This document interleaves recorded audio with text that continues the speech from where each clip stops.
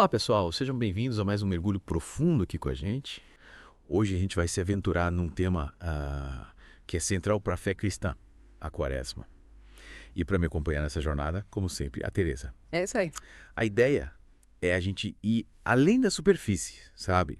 Entender de onde vem essa tradição, o que ela significa de verdade, e como a gente pode aplicar tudo isso no nosso dia a dia, nesse mundo que a gente vive. É um desafio e tanto. Mas a gente gosta de um desafio, não é, Teresa? Com certeza. Adoro mergulhar fundo nesses temas. E a Quaresma, ela mexe com a gente de várias formas, né? Um tempo de introspecção, de repensar de tudo, de se preparar para a Páscoa. Mas para entender tudo isso melhor, a gente precisa voltar lá no início, né? Como surgiu a Quaresma? Qual era a ideia lá no comecinho? Pois é, a Quaresma tem uma história longa e rica, né? Ela começou como um período mais curto de preparação para a Páscoa, com foco no jejum e na oração nos dias que antecediam a festa. Faz sentido, né? Tipo um retiro espiritual para se preparar para a grande celebração. Exatamente. E por volta do ano 350, lá no século IV, esse período foi estendido para 40 dias, que é como a gente conhece hoje. 40 dias. Esse número me lembra de várias histórias bíblicas, né? Tipo, não é coincidência, né? De jeito nenhum. A própria palavra quaresma já entrega o jogo, né? Ela vem do latim quadragésima, ou seja, 40. Ah, que legal. Então a palavra já carrega a história. Exatamente. E quando a gente fala da Páscoa, a festa que coroa a Quaresma, também tem um significado profundo, né? Páscoa vem do hebraico Pesach, do grego Pasca e do latim Pascha, toda significando passagem. Passagem de um estado para o outro. Isso. Mas, para nós cristãos, essa passagem representa principalmente a ida da escuridão para a luz, da morte para a vida, culminando na ressurreição de Jesus. E essa ideia de passagem com esses 40 dias faz muito sentido. Você falou de histórias bíblicas, me veio logo na cabeça o dilúvio, né? 40 dias e 40 noites de chuva. Pois é. O número 40 aparece em momentos cruciais da Bíblia, né? Sempre associado a períodos de mudança, de provação, de transformação profunda. O dilúvio, que você lembrou, limpou a terra para um novo começo. A jornada do povo de Israel pelo deserto durou 40 anos, um tempo de aprendizado e amadurecimento. E claro, os 40 dias que Jesus passou no deserto, antes de começar sua missão enfrentando tentações. E também os 40 dias após a ressurreição, antes de subir aos céus. 40 dias parece ser um tempo necessário para grandes transformações acontecerem, né? Seja na história do povo, seja na vida de cada um. É um tempo simbólico, com certeza. Um tempo para se desapegar do que não serve mais para se abrir para o novo. E a Quaresma começa com um rito bem forte, né? A quarta-feira de cinzas. Qual a mensagem por trás desse gesto, Teresa?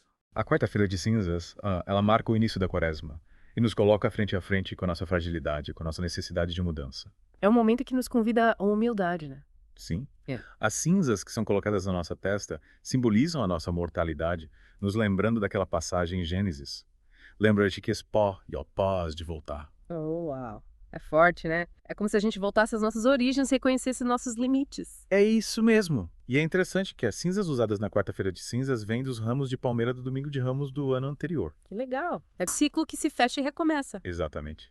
E durante a missa, a imposição das cinzas substitui o ato penitencial, reforçando o chamado à conversão, à mudança de vida. É um chamado para deixar para trás o que não nos faz bem, né? Seguir em Isso. frente. Sem dúvida.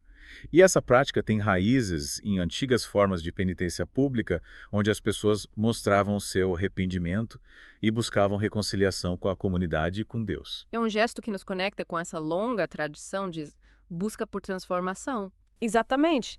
É reconhecer que a gente precisa mudar, que a gente precisa se abrir para a graça de Deus. É, a Quaresma nos conduz para o Tríduo Pascal, né? O que ele significa para a nossa fé. O período pascal celebra a paixão, a morte e a ressurreição de Jesus e é o coração do ano litúrgico, o centro da nossa fé. É como reviver a história central do cristianismo. Isso mesmo. Ele começa com a missa da Ceia do Senhor na Quinta-feira Santa, atinge o ponto alto na Vigília Pascal, no Sábado Santo, e termina com as vésperas do Domingo de Páscoa. É importante lembrar que não são 3 celebrações separadas, mas uma única liturgia que se desenrola em 3 dias. É a passagem de Jesus pela morte para a vida, e é a partir daí que todas as outras celebrações do ano ganham sentido. Então, a Semana Santa, que antecede o Tríduo, é como uma preparação, um prelúdio para esse momento tão importante. É exatamente isso. A Quinta-feira Santa, o último dia da Quaresma, celebra a instituição da Eucaristia e o lava-pés, um gesto de humildade e serviço, como Jesus ensinou. É um exemplo de como devemos amar e servir uns aos outros. Exatamente. E esse gesto ficou conhecido como um mandato, que significa mandamento, o novo mandamento do amor fraterno. E a Sexta-feira Santa é um dia de silêncio e contemplação da paixão, né? Sim, a igreja se volta para a paixão e morte de Jesus. Não há missa neste dia, mas a liturgia é dividida em 3 partes. Liturgia da palavra, adoração da cruz e comunhão eucarística. E a via sacra, né? Uma prática muito forte nesse dia. A via sacra é como reviver os últimos passos de Jesus até a crucificação. É isso mesmo. É meditar sobre o sofrimento de Jesus, mas também sobre a nossa capacidade de amar e perdoar. E o Sábado Santo é aquele dia de espera, né? A expectativa pela ressurreição. Exatamente. Um dia de silêncio e oração, aguardando a grande notícia.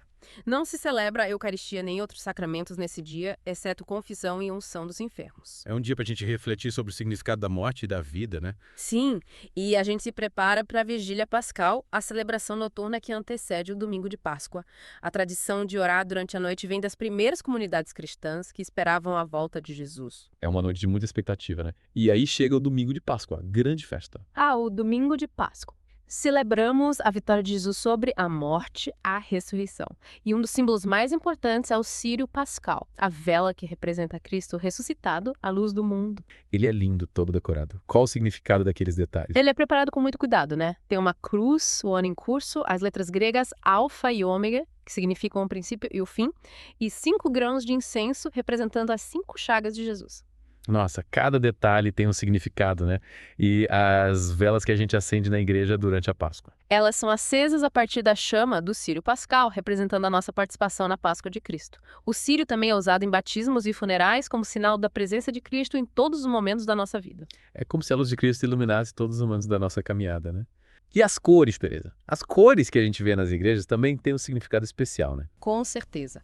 Na Quaresma, a cor predominante é o roxo, que simboliza penitência e preparação espiritual. Já na Páscoa, a cor é o branco, que representa a alegria da ressurreição, a pureza e a nova vida em Cristo. Então as cores também nos ajudam a entrar no clima de cada tempo litúrgico. E o jejum e a abstinência, que são práticas muito características da Quaresma, o que elas significam para a gente hoje? O jejum e a abstinência são práticas que nos desafiam a abrir mão de algo importante para nós, para fortalecer a nossa vontade e nos aproximar de Deus. Um exercício de desapego, né? De colocar Deus em primeiro lugar. Exatamente. E também nos ajuda a ter mais compaixão por quem passa fome, a sermos mais solidários. É um convite a pensar no próximo, a partilhar o que temos. E a Páscoa é uma festa móvel, né? Como é que se define a data da Páscoa? A Páscoa é celebrada no primeiro domingo após a primeira lua cheia, que acontece depois do equinócio de primavera, lá no hemisfério norte. Parece complicado, né? Mas essa regra foi definida no Concílio de Nicéia, em 325 AD, para unificar a data da Páscoa entre todas as comunidades cristãs. Por isso, a Páscoa pode cair entre o final de março e o final de abril. Interessante.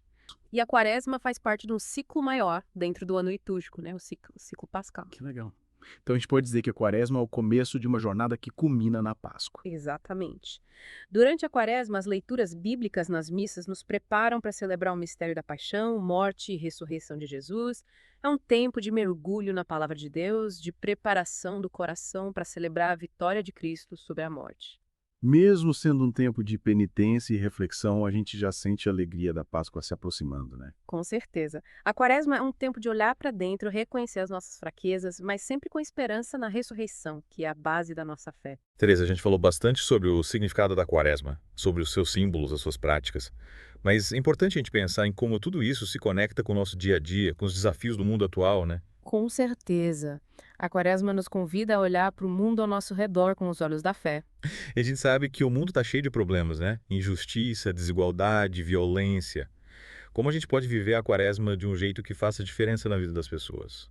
Aí que entra a dimensão social da Quaresma. O profeta Isaías nos lembra que o jejum que agrada a Deus é aquele que liberta os oprimidos, que alimenta os famintos, que acolhe os necessitados. É um chamado a colocar a nossa fé em ação, né? A sermos as mãos e os pés de Jesus no mundo. Exatamente. A Quaresma nos convida a sermos mais solidários, a partilhar o que temos com quem precisa, a lutar por um mundo mais justo e fraterno. E essa preocupação com o próximo se estende também ao cuidado com a nossa casa comum, né? Como o Papa Francisco nos ensina na Laudato Si. Sem dúvida. A Quaresma nos chama a uma conversão ecológica, a repensarmos a nossa relação com a natureza, a consumirmos de forma consciente, a protegermos o meio ambiente. É um chamado a cuidar da criação de Deus, a sermos responsáveis pelo planeta que habitamos. E aqui no Brasil a gente tem campanha da fraternidade, que é uma expressão muito bonita dessa dimensão social da quaresma, né? A campanha da fraternidade é uma iniciativa da CNBB que, desde 1964, nos convida a refletir e agir sobre um tema social relevante durante a quaresma. E qual o tema da campanha da fraternidade 2025? Em 2025, o tema é Fraternidade e Ecologia Integral, com o lema Deus viu tudo o que havia feito e era muito bom. Que tema importante. Nos convida a pensar na relação entre o cuidado com o próximo e o cuidado com a criação. É um convite a construir um mundo onde a justiça social e o cuidado com o meio ambiente caminhem juntos. É uma mensagem muito atual e necessária, né? E diante dos desafios que a gente enfrenta hoje, como a secularização, o individualismo, a indiferença, como a quaresma pode nos ajudar a trilhar um caminho de renovação? A Quaresma nos convida a redescobrir a nossa espiritualidade, a fortalecer os laços comunitários, a buscar o bem comum.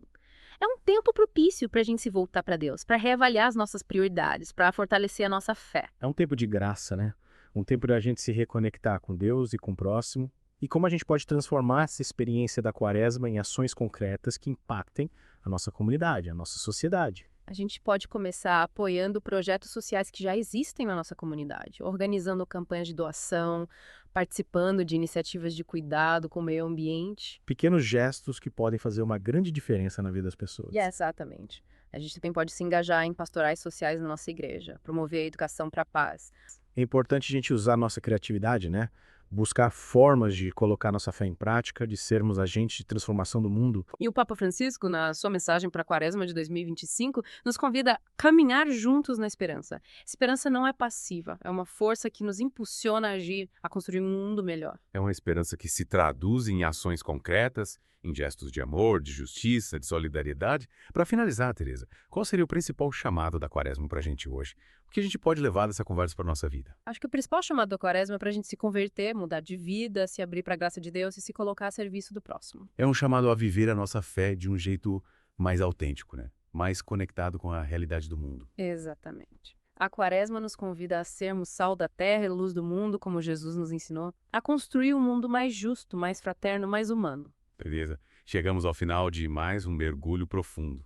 Hoje exploramos a Quaresma, suas origens, seus símbolos, suas práticas e, principalmente, a sua conexão com a nossa vida, com os desafios do mundo em que vivemos. Esperamos que esse mergulho tenha te inspirado a viver a Quaresma de um jeito mais intenso, mais conectado com a sua fé e com o seu desejo de fazer a diferença no mundo. E se você gostou do nosso papo, não esquece de deixar seu like, se inscrever no canal e de compartilhar esse vídeo com seus amigos. A Quaresma é um tempo de graça, um tempo de esperança, um tempo de transformação. Vamos juntos viver esse tempo com intensidade. Valeu, pessoal. Até a próxima. Até mais.